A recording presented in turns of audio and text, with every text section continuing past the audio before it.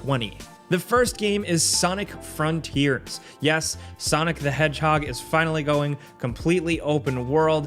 There's been lots of talk of it being inspired by Breath of the Wild. Honestly, what I look at here is just a playground for Sonic to go really fast. That's the name of the game, right? You want to be Sonic, you want to be free to go as fast as you can, wherever you can. I think they're onto something here with the open world thing. It doesn't feel as much like it's just another game jumping on the open world trend. Here with Sonic, I think the formula can actually make sense. You're going to be exploring the Starfall Islands, and there's going to be a bunch of different areas like forests, woods, snowy mountains, lava, and volcanoes, so there'll be a lot to mess with. We're just curious to see how it truly flows and how it plays.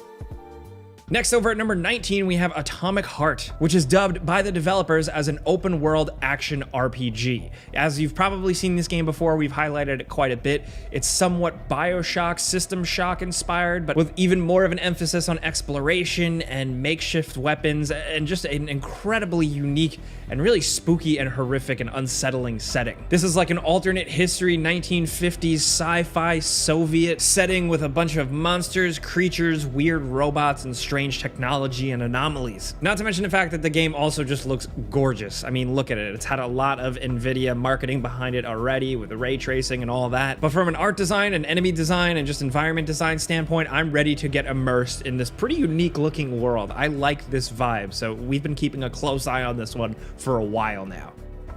Now, next over at number 18, we have Avatar: Frontiers of Pandora. The Avatar franchise is once again revving up its engines with James Cameron's next movie seemingly coming out soon, and Ubisoft is once again flexing that licensing, and we're getting a new Avatar game. People dunk on the movies, whatever. I think if anything, that world can translate really well to a video game, especially with some good ideas behind it. Will it fall to the typical trappings of, the Ubisoft open world formula? Maybe. But if I could run around as a crazy blue man and do stuff and fight robots, I don't know, I'm in. I'm easy to please. We're cautiously optimistic. Let's see how this one goes.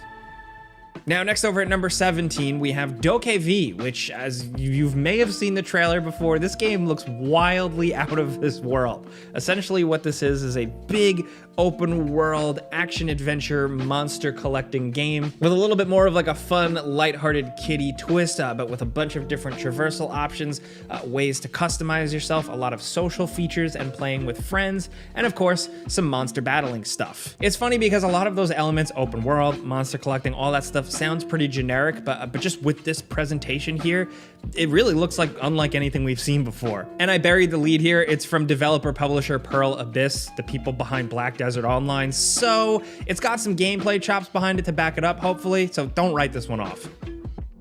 And next, over at number 16, we have Crimson Desert, which is also from the people behind Black Desert Online. This may look similar at first glance, but what it is an open world action adventure game RPG with non-linear storytelling. And frankly, it looks pretty sweet. Graphically, it's really impressive, but it also just looks incredibly vast. The world looks huge, we've seen a good amount of variety, and thankfully, some cool combat sprinkled in. A good trailer like that can definitely put expectations dangerously high, but given the developer publisher's pedigree, we're willing to keep an eye on this one. Next, over at number 15, we have Ark 2, the follow-up to Ark Survival Evolved, the open world multiplayer survival sandbox with like a sci-fi dinosaur twist. We're getting another one because the original was an absolute monster money machine. It had a ton of mainstream popularity, and this time around, seemingly Vin Diesel is on board, and we're gonna get more of an emphasis on some story type content and seemingly a bigger, crazier, more alien sci-fi feeling world. This is, of course, once again by Studio Wildcard. As of right now, we don't know too much about it, but it is slated for 2022. Now, next over at number 14, we have The Day Before, which is a pretty interesting and ambitious mashup, seemingly with some Division-style elements where you're exploring a city, you're looting, you're occasionally encountering enemies, sometimes you're encountering player enemies, but with a big dose of The Last of Us-style desperation and survival crafting and zombies. It also looks really gorgeous, and just everything we've seen from the systems to the inventory to what you're doing moment to moment, the shooting, the third-person shooting, rather, the exploration, it all seems pretty sweet. We just really want to see if it's going to come together as good as it really looks. As of right now, this open-world MMO survival sandbox thing is set for June 21st, 2022. Now next at number 13, coming from a similar angle, we have State of Decay 3. Undead Labs is doing it again, and they figured out a lot with State of Decay 2 and its expansions and updates, so we're really excited to see how the whole thing will fare in a third outing, because some people really love this style of game. We definitely expect this one to have like the biggest open area. There's definitely seemingly been a winter theme teased. More monster types and zombies, of course, but also some animals affected by this as well. The State of Decay games are just really cool zombie survival sandbox games that are fun to jump in with a friend. Hopefully here they really emphasize more exploration, just more things to do, and really exciting action. Again though, keep in mind at the time of making this video we haven't seen too much of it, but we think we might see it this year. Now next at number 12, we have Saints Row. Now this new reboot definitely turns things on its head. If you ask me personally, I don't know where they could have went next with the Saints Row series. I've played every single one. They get crazier and crazier. So they're bringing things down to earth a little bit here, kind of ditching some of the aesthetics that a lot of the series has been known for. Some people seem not too happy with that. But on the flip side, gameplay wise from what we've seen, it does seem like just more crazy Saints Row zaniness. Open world third person action, explosions, car chases, wild weapons, customization for your characters, and a completely new world and city to explore with a totally different aesthetic. We're really excited to see just how this one pulls it all together. You know, like Saints Row games, every single one has a weird new angle for it, a reason for existing. So what is this one's other than just, you know, to reboot the franchise? We're really hoping that they have some cool ideas up their sleeve, and you know, it's our job here, so we're gonna be checking this game out and letting you guys know all about it once it releases. As of right now, it's coming summer 2022. Next, over at number 11, we have Forspoken. This is Square Enix's interesting and ambitious new open world adventure game where you play as a regular everyday woman thrust into a fantastical new universe. She has these kind of mage-like powers, and you blast and fly and dodge and float across an open environment in a very gorgeous looking game. It definitely looks like a real next-gen game. Now, what the gameplay we've seen, I've said this before, we don't know how satisfying it's going to be, but we're still at least generally curious just because some of the concepts behind it, the people behind the game, both on the development side and on like the writing side, there's some interesting stuff here. We could get a cool story. We'll find out what the deal is for real on May 24th, 2022. Next at number 10, we have Avowed. This is the next big RPG from Obsidian, the folks behind Fallout New Vegas and The Outer Worlds, stuff like that. So it's safe to say they know how to make RPGs. That, of course, comes with Microsoft and Xbox now owning them, and they put them to work on this, which so far, just from the teaser trailer we've seen, seems like a fantasy medieval RPG style game, but hopefully with a new twist, a new spin. Still, at the end of the day, like we said, we think they know how to make RPGs. And although information is pretty light on this one, we're keeping a keen eye on it.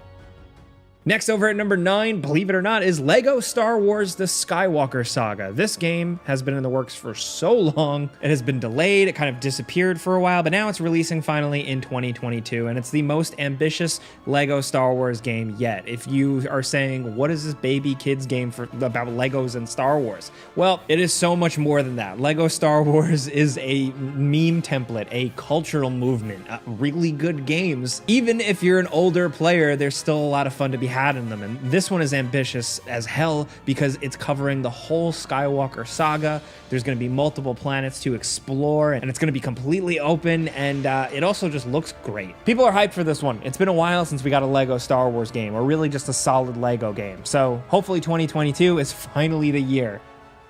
Next, over at number 8, we have Gotham Knights. This is the 4-player focused Batman action game, specifically focusing on the Bat family, you know, the people that Batman raised and taught, because in this game, apparently, Batman is dead, so it's up to this group to team up together and fight the bad guys of Gotham City, a seemingly open world Gotham City with vehicles and stuff you can engage in, with some Arkham-style combat with new spins because of the co-op nature. You can apparently play this completely straightforward single player, but you're going to be dealing with cool enemies like Mr. Freeze and the Court of Owls. What more could you want if you're a Batman fan? You might say Batman himself, but still, the comics have told some really great stories with these characters that mainstream audiences haven't really been exposed to, so hopefully Gotham Knights really blows it out of the water. Now, next over at number 7, spinning off of Batman, we have Suicide Squad: Kill the Justice League. This is the Suicide Squad game from Rocksteady Studios, the folks behind the Batman Arkham series. So they're going in a very different direction here, but it's seemingly set in the same universe as the Arkham games, and it is open world hijinks as the Suicide Squad, this new interpretation of them. And there's something wrong with the Justice League. If you're a DC Comics fan, you probably know what, but it's up to the Suicide Squad to seemingly, kill the Justice League. What we've seen implies that you're going to face off against people like Superman and the Flash and Wonder Woman, and that's pretty exciting. From a gameplay perspective, it looks like a lot of open world third-person action, and we're curious to learn more on this one. We definitely trust in Rocksteady. We really like their games, but this could be a really weird, new, strange, and interesting angle for them.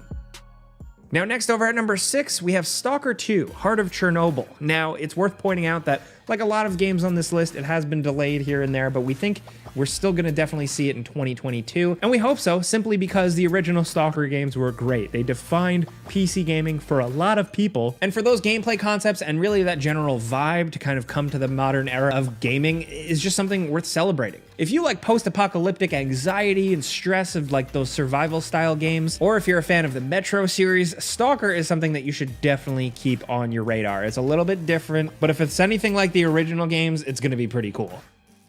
Next over at number 5, we have Dying Light 2: Stay Human. Now, we've talked about this one quite a bit, but Dying Light 2 is a bigger, badder version of the original game with a bigger world, more storytelling, seemingly a lot of decisions to make that will shape the world around you, an emphasis on like a even more decaying world after this zombie outbreak, where things have decayed and kind of regressed back almost to like the Middle Ages, where there's no guns, it's all melee weapons, limited technology, and it just seems like there's a lot going on here. More parkour moves, more enemy types, more tools, more options, and we're really looking forward to it, especially if it's supported as well as the original game was. That game had legs. There was a lot of stuff to play through for a long period of time. It's definitely one of our most anticipated games of the year, so we had to mention it.